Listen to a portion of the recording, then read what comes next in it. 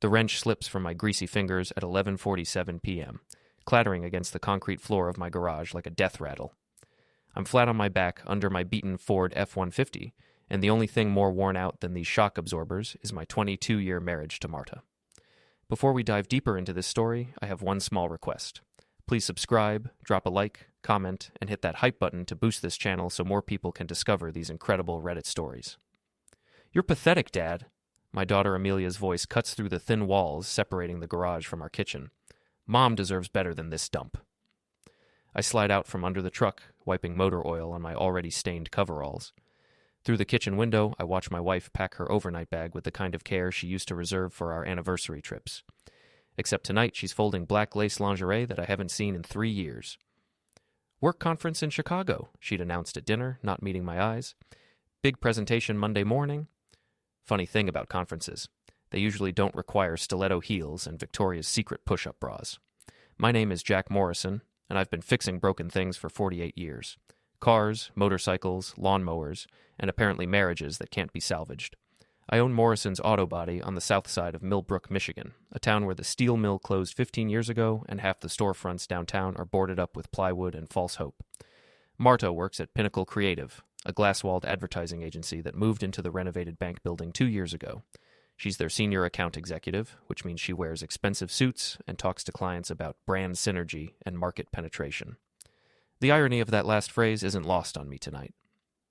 I walk into the kitchen, boots heavy on the linoleum we've been meaning to replace since Clinton was president. Marta zips her suitcase with the finality of a coffin closing. "Drive safe," I tell her, leaning against the doorframe. "Chicago's got rough roads."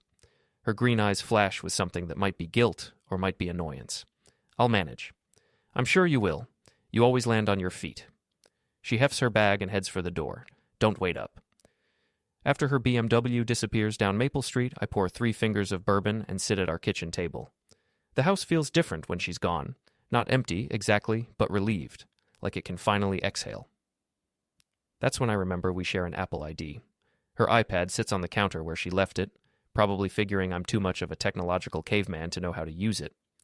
I tap the messages icon and watch 22 years of marriage crumble into pixels and lies. "Dale, can't wait to see you tonight. Room 237 at the Riverside Motel." Marta, "Me too. Jack's working late as usual. Clueless." Dale, "Poor bastard. When are you going to leave him?" Marta, "Soon, after I figure out the financials. He's got more money hidden than he pretends." I scroll up through weeks of messages, photos that would make a sailor blush, plans for secret meetings, discussions about my boring personality and dead-end business. Dale apparently drives a Tesla and works in tech consulting. He's 37 to my 48, makes twice what I do, and thinks my wife is too good for small-town life. The bourbon burns, but not as much as reading my daughter's name in their conversation. Dale, "What about Amelia?" Marta, "She already hates him, thinks he's holding me back. She'll understand." I set the iPad down and stare at my reflection in the black kitchen window. The man looking back has graying hair, calloused hands, and the kind of tired eyes that come from working 60-hour weeks to pay for someone else's dreams. But he's not stupid, and he's not going down without a fight. I grab my keys and head for the Riverside Motel. The Riverside Motel squats on Highway 12 like a guilty conscience, its neon sign flickering between vacancy and va onsi in electric pink desperation. I park my truck 3 spaces down from a white Tesla Model S that's cleaner than most people's kitchens. Room 237 glows behind drawn curtains. Shadows move inside, 2 figures becoming one, separating, joining again in a dance I've seen before in my own bedroom, back when my wife still pretended to love me. I could kick down that door, could drag them both out into the parking lot and let the whole town see what Marta Morrison really does on her business trips. But that would be the old Jack, the one who solved problems with his fists back in high school when I boxed Golden Gloves and thought the world was fair. This Jack is smarter. This Jack understands that revenge is a dish best served cold, with a side of public humiliation. I pop the Tesla's valve stems with my pocket knife, listening to $30,000 of German engineering hiss into the Michigan night. Then I pull off my boxing glove, the right one I keep in my truck for luck, and wedge it under the windshield wiper. Let Dale explain that to his wife. The drive home takes 15 minutes. I spend it planning my next move while classic rock plays on the radio. Johnny Cash sings about burning rings of fire, and I wonder if he ever caught his woman cheating at a roadside motel. Marta's BMW sits in our driveway when I pull up, which means either her conference ended early or Dale's deflated tires put a damper on their romantic evening. I find her in the kitchen, still wearing the black dress she'd packed so carefully. "How was Chicago?" I ask, hanging my keys on the hook by the door. "Exhausting." She doesn't look at me. The presentation ran long. I bet it did. Those corporate types really know how to wear a person out. Now she looks at me, her eyes narrowing. What's that supposed to mean? Nothing, just making conversation with my wife. I open the refrigerator and grab a beer. Funny thing happened tonight. Mrs. Gladys called around 10, said she saw some guy having car trouble at the Riverside Motel. Flat tires on a fancy white car, real shame. Marta's face goes pale under her makeup. I wouldn't know anything about that. Course not. You were in Chicago, presenting to clients. I pop the beer and take a long drink. Must have been some presentation to get you all worked up like that. I'm going to bed. Sweet dreams, honey. Hope you don't have any nightmares about rough roads. She stops at the kitchen doorway, her hand gripping the frame tight enough to show white knuckles. Jack? Yeah? You're being weird tonight. I smile, and it's not a nice smile. Maybe I'm just tired of being predictable. After she goes upstairs, I sit at the kitchen table and open her iPad again. New messages from Dale, starting an hour ago. Dale. Some psycho slashed my tires. Had to call AOA. Marta. Oh no, do you think someone saw us? Dale. Whoever it was left a boxing glove on my car. Your husband box? Marta. He used to. Long time ago. Dale. We need to be more careful. Marta. Or less careful. I'm tired of sneaking around. I screenshot everything and email it to myself, then delete the sent message from her account. Technology isn't rocket science when you're motivated. My phone buzzes with a text from Frank Kowalski, who owns the boxing gym downtown and the Rusty Anchor bar next door. Frank taught me everything I know about fighting, and more importantly, everything I know about when not to fight. Frank. Heard your wife's been making new friends. You okay? Small towns are like that. Secrets spread faster than gossip, and gossip spreads faster than wildfire. Me. Never better. Buy you a beer tomorrow? Frank. Your money's no good at my place, but your company's always welcome. I turn off the lights and head upstairs. Marta pretends to be asleep, but her breathing's too shallow and her body's too tense. I lie down beside her and stare at the ceiling, listening to the house settle around us. 22 years of marriage, and it's come to this. Two strangers sharing a bed, sharing lies, sharing nothing that matters.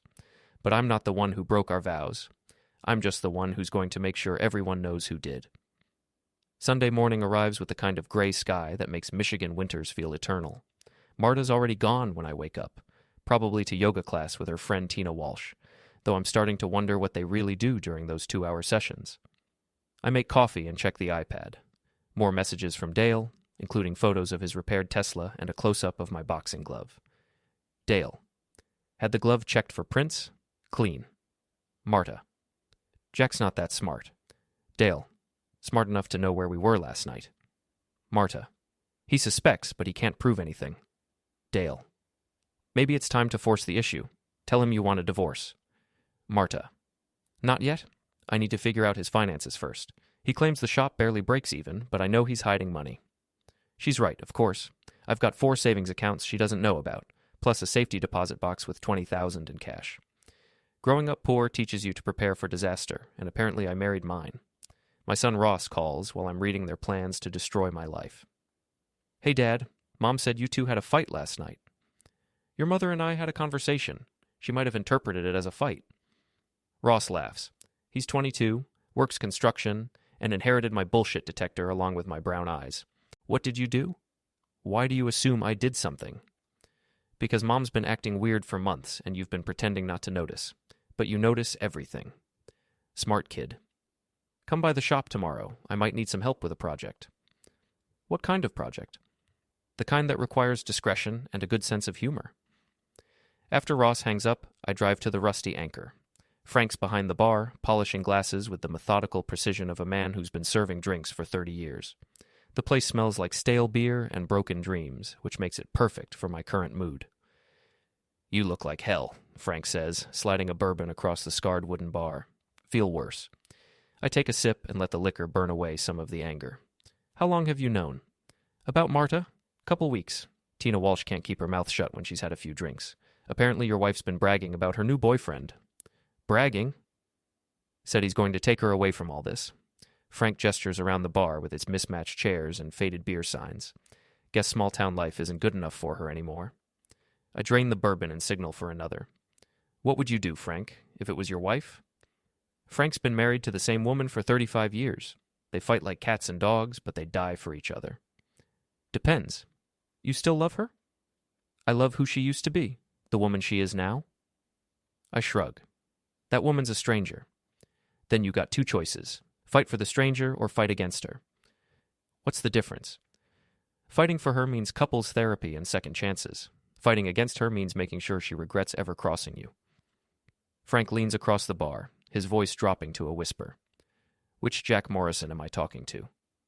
I think about Marta packing lingerie for another man. About her calling me clueless. About her planning to take half of everything I've worked for while she's been screwing around with a guy who drives a car worth more than most people's houses. The one who's tired of being the good guy. Frank grins, and it's the same expression he wore when he taught me to throw a right cross that could drop a man twice my size. Now we're talking. The bar door opens, letting in cold air and Dale Hoffman. He's exactly what I expected. Tall, lean, wearing a leather jacket that probably cost more than I make in a month. His hair's styled with the kind of precision that requires professional maintenance, and his shoes are Italian leather.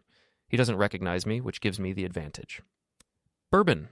Neat, he tells Frank, sliding onto a bar stool 3 seats down from mine. Coming up. Frank pours the drink and slides it over. You're not from around here. Chicago. Just visiting a friend. Dale's voice has that smooth confidence that comes from never doubting you're the smartest person in the room. Nice friend to have, I say, not looking at him directly. Someone worth driving all the way out here for. Dale glances at me, taking in my work clothes and calloused hands. Very worth it. Married friend? Excuse me. I turn to face him, letting him see my eyes for the first time. I asked if your friend is married. Simple question.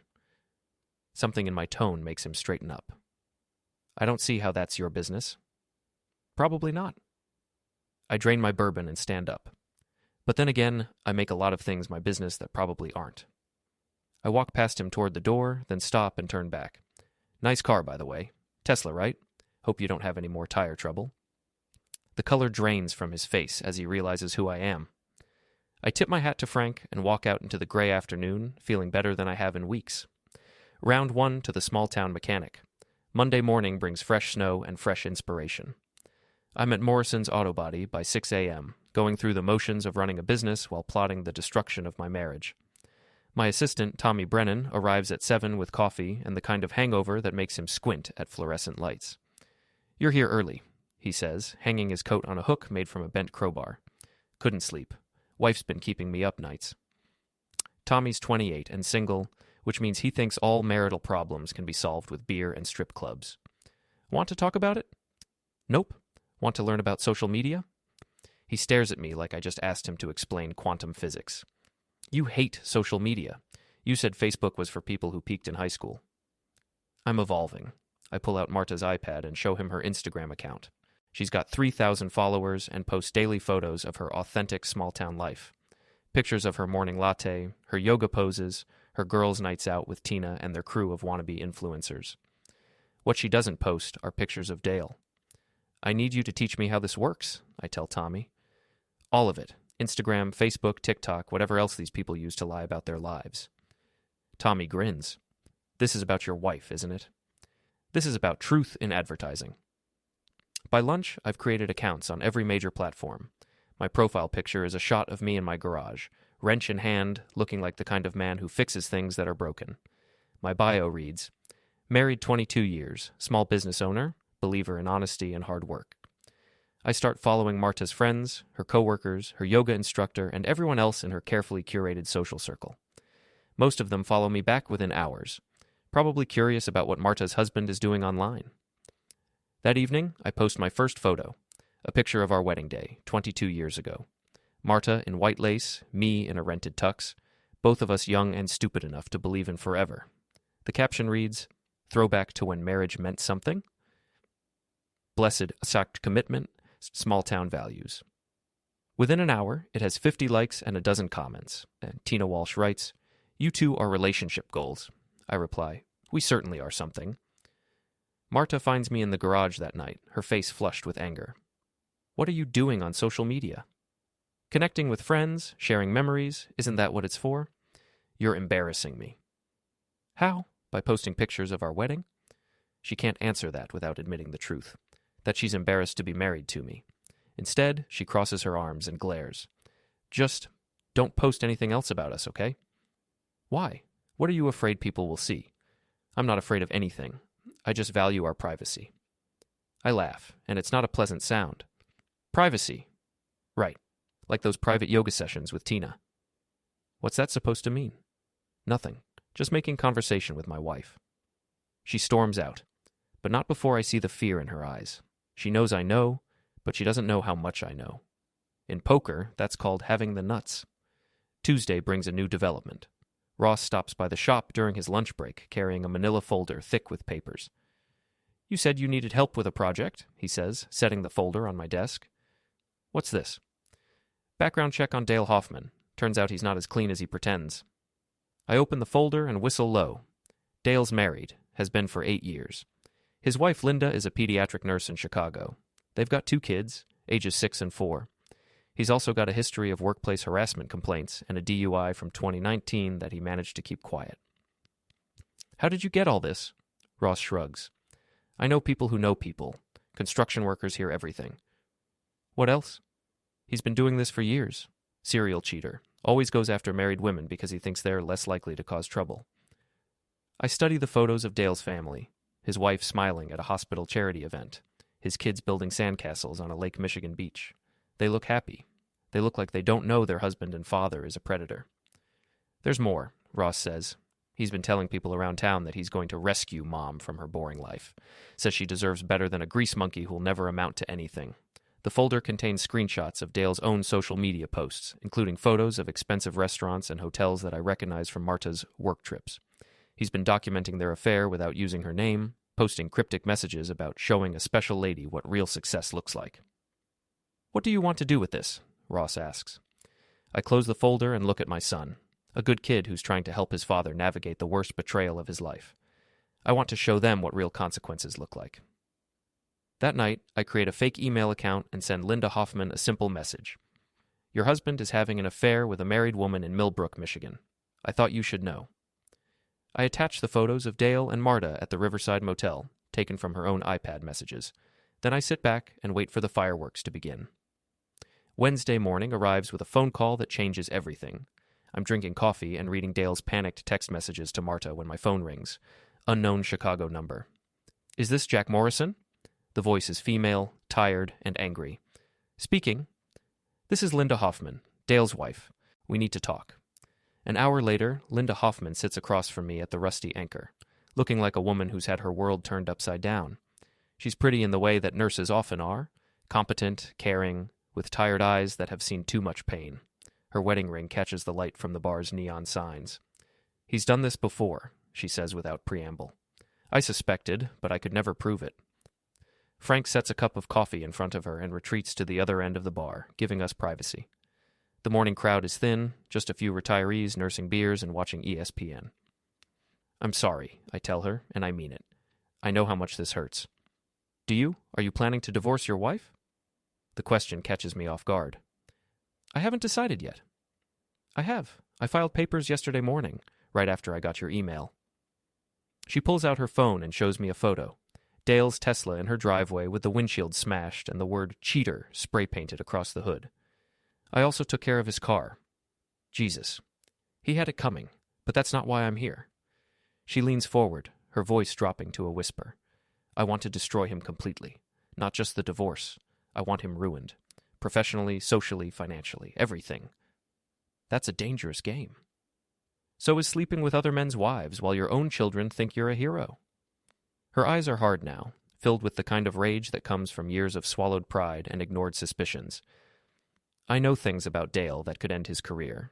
Client information he's shared with me, illegal shortcuts he's taken, bribes he's accepted, but I need leverage to make sure he doesn't fight the divorce or try to take my kids. What kind of leverage? The kind that comes from publicly humiliating him and your wife at the same time. I study Linda Hoffman's face, looking for signs of instability or desperation. Instead, I see the same cold calculation that I've been feeling for the past week. She's not crazy, she's just done being the victim. What did you have in mind? She pulls a tablet from her purse and shows me a Facebook event page. Millbrook Winter Festival, this Saturday. Your wife posted about attending with her friends. Dale will be there too. He's driving up Friday night. So we're going to give the whole town a show they'll never forget. The plan she outlines is brilliant in its simplicity. Linda will confront Dale publicly at the festival, armed with printed copies of his text messages and photos of his affairs. Not just with Marta, but with 3 other women over the past 5 years. She's been collecting evidence like a prosecutor building a case. What do you need from me? I ask. Just be there with a camera, and maybe bring some friends who can make sure Dale doesn't run away before I'm finished with him. I think about Frank and the guys from the boxing gym, all of whom have been asking if I need help dealing with my situation. I can arrange that. Good, because after I'm done with Dale, it'll be your wife's turn. That afternoon, I post another throwback photo on social media. This one from our 10th anniversary, taken at the same restaurant where Marta now meets Dale for their romantic dinners. The caption reads, 10 years in, still believing in forever. Some promises are worth keeping. Sja marriage, Dutch loyalty, Sjaak small town values. The comments pour in from friends and neighbors, all praising our strong marriage and commitment to each other. Tina Walsh writes, you two are so lucky to have found each other. I reply, luck has nothing to do with it. It's all about choice. Marta confronts me that evening, her face pale with anger. You need to stop posting about us.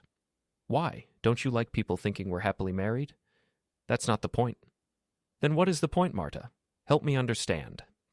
She opens her mouth to answer, then closes it again.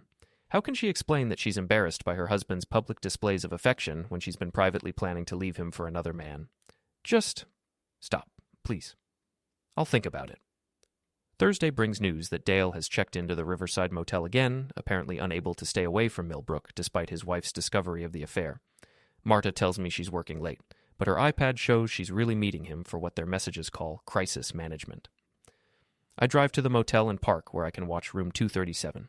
Through the thin curtains, I see them arguing. Dale gestures wildly while Marta sits on the bed, her head in her hands. Their fairy tale romance is turning into a nightmare, and they're both starting to realize it. My phone buzzes with a text from Linda. Ready for tomorrow? I type back, more than ready. Friday afternoon, I close the shop early and head home to prepare. Marta's already gone, supposedly to help set up for the festival, but really to spend the evening with Dale before their world comes crashing down. I shower, shave, and put on my best jeans and the flannel shirt Marta bought me for Christmas 3 years ago, back when she still pretended to care about my preferences. Then I drive to the boxing gym to collect my backup. Frank's there with 5 other guys, all of whom have known me for years, and all of whom are pissed off about what Marta's been doing behind my back. They're not looking for violence, just insurance that Dale won't be able to run away before facing the consequences of his actions. You sure about this? Frank asks as we pile into 2 trucks. I'm sure about everything except why I waited this long. The Millbrook Winter Festival is in full swing when we arrive. Main Street is closed to traffic, lined with booths selling hot chocolate, funnel cakes, and handmade crafts.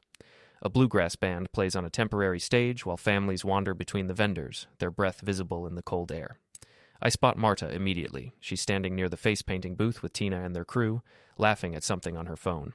She looks beautiful in her designer coat and boots, like a woman who belongs somewhere more sophisticated than a small-town festival.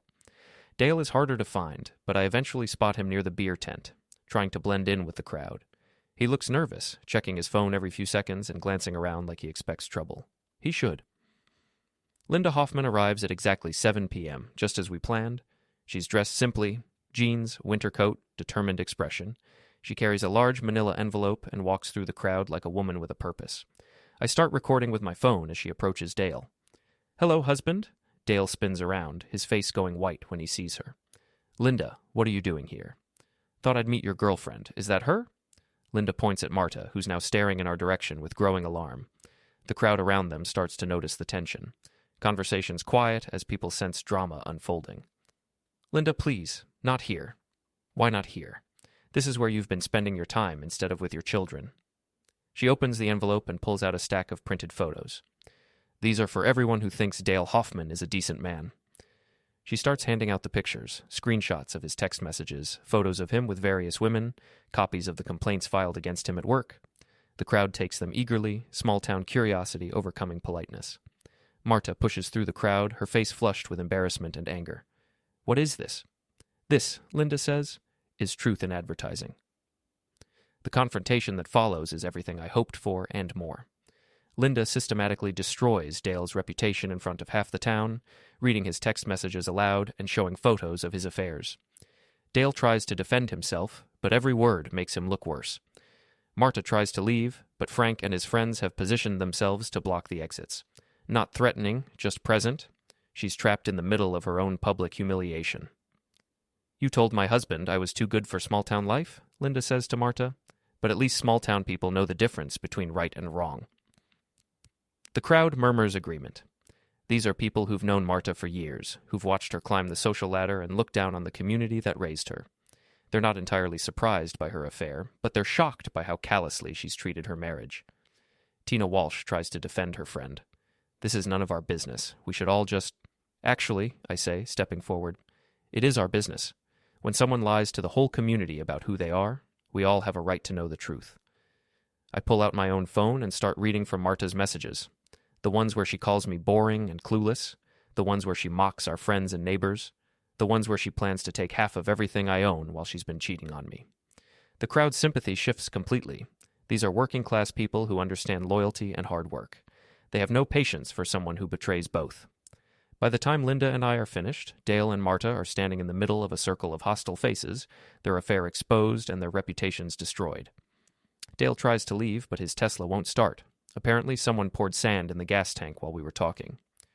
"Looks like you're walking home," Frank tells him. "Both of you." The crowd disperses slowly, people clustering in small groups to discuss what they have witnessed. I know that by tomorrow morning, everyone in Millbrook will know the truth about Marta Morrison and her Chicago boyfriend. Marta approaches me as I'm putting away my phone. Her makeup is ruined, her designer clothes look ridiculous in the harsh light of public scrutiny, and her eyes are filled with something that might be regret, or might just be embarrassment at being caught. "Jack, Save it." I turn to walk away, then stop and look back. "Oh, and Marta, I changed the locks. Your stuff is in storage unit 247 on Highway 12. The key's with Tommy at the shop." I leave her standing in the snow, surrounded by the wreckage of the life she threw away for a man who's already planning his escape to the next town, the next victim, the next affair. Linda Hoffman falls into step beside me as I walk toward my truck. "Feel better?" "Getting there. You?" "Much better. Dale's going to lose everything in the divorce, and his company fired him an hour ago. Apparently, public humiliation is bad for business." We reach my truck, and I turn to face her. What happens now? Now I go home to my kids and start building a better life without a lying, cheating husband. She extends her hand. "Thank you, Jack. For the email, for today, for helping me find the courage to fight back." I shake her hand, surprised by how normal it feels to touch another person without anger or resentment. "Thank you for showing me that some battles are worth fighting." She gets in her rental car and drives away, leaving me alone in the parking lot with the sound of the festival continuing in the distance. The bluegrass band is playing "Will the Circle Be Unbroken," and I can't help but smile at the irony. My phone buzzes with a text from Ross. "Saw the video online. You okay?" I look back toward Main Street, where the lights of the festival twinkle like stars against the winter sky. Somewhere in that crowd, Marta is probably calling Dale, trying to figure out what to do next. But that's not my problem anymore. "Never better," I text back. "The circle's finally broken." I climb into my truck and drive home to a house that's truly mine for the first time in years. Tomorrow, I'll start the divorce proceedings. Next week, I'll probably have to deal with lawyers and paperwork and all the messy details of ending a marriage. But tonight, I'm going to sit in my garage, work on my truck, and listen to Johnny Cash sing about redemption and second chances. Some things are worth fixing. Others are just worth walking away from. The end. Don't forget to hit like, subscribe, and turn on the bell so you don't miss the next story. Write in the comments from which city you are watching,